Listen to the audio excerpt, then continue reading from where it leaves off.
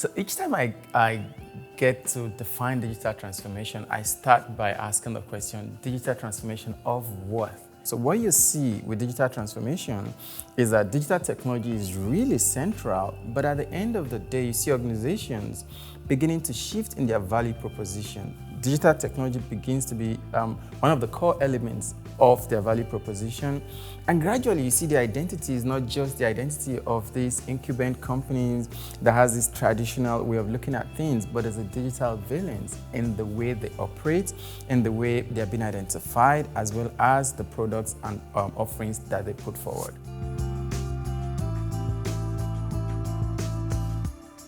I actually think digital transformation is not for every organization, because there are some organizations that what they do is just fine as it is. But digital transformation, because of the changes that's required, I think when an organization is in a position where it needs to do that transformation, if it misses it, may just realize they are no longer relevant in the marketplace of today. But if digital transformation is something that all organizations need to do, I'd say not necessarily. That does not mean digital technology is not going to be really important for all organizations. It still is, but it does not necessarily mean that transforming. Now, there's a concept of digitalization, there's a concept of digitization. Organizations need to do those, but when we're talking about digital transformation, that's not something that I think every organization needs to jump on just because everyone is talking about it. You need to assess your digital capabilities if you're going to embark on digital transformation, because the rules are changing, and because of that changes, you don't just rely on these trends of the past. You need to keep into consideration what do we have and what do we need in order to be able to make that transformation.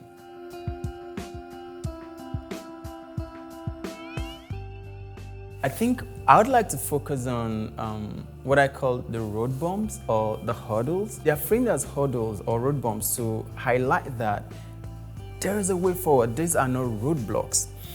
It does not mean they're necessarily easy, but it just means expect them so that when you encounter them, you can actually figure out a way around it and know it's not, oh, that's the end of it. The first one is, I call it the ambiguity road bump, because organizations typically have what they're good at. Perhaps you're in the pharmaceutical industry, the manufacturing industry, you're just good at that thing. But now you start hearing this buzz about the technology, like, what is it? And that's typically the ambiguity phase. It's just normal, because that's not the forte of this organization, right? And that's typically when they are at the ambiguity phase. And that's important, because if organizations don't cross that, then they won't get the next one, which is what I call the contextualization road bump. Now, with the contextualization road bump, it's a phase where organizations now we have a sense of what the technology is, be it generative AI, be it blockchain, whatever the technology is. Now we have a sense of what it is, but the question then is, what does it mean to us? Now, you're trying to contextualize it to your organization. The third one, which in my opinion is perhaps the most critical, is one I call reconceptualization road bump. Now, this is a hurdle where you need to take a step back and think, in order for us to leverage technology, to make the most of it, to kind of squeeze the juice that technology offers, we need to rethink the way we do things. Because typically, most of these technologies are not plug and play. There's a need to rethink your processes, your structures, in order to be able to accommodate it. And I think many organizations struggle with that because it is a creation process, it's a rethinking process, and you will most likely face resistance because you're rethinking the status quo. The last one is where things get, it gets really real. We call it implementation road bump. And implementation road bump is where the culture becomes a thing, leadership becomes a thing, talent becomes a thing. So these are four hurdles that organizations should keep in mind as they embark on digital transformation.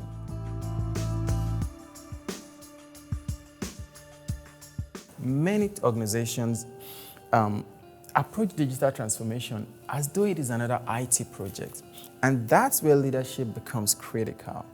Because if you go in with that thinking, you will be approaching it with incompatible logics, because the logics of IT transformation are just so different from digital transformation. I like to use the example of steam and water.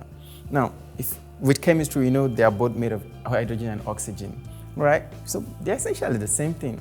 But it would be a mistake to handle steam with the same way we will approach water. And I think that's what happens when you start thinking of a digital transformation like an IT project. Many leaders need to get that right. Many leaders need to make sure they communicate and get buy-in from the organization, and they need to recognize that these hurdles will be there. It's not about avoiding them, but finding a way to go through them. Rather than thinking about one technology for digital transformation, I also think about digital technology as a whole towards a future-ready state. Future-ready state changes the thinking from having a bus stop, a goal of digital transformation. You know you need to be, in an ever-changing world, you need to be always future-ready. And that's kind of a form of a perpetual thinking of transformation.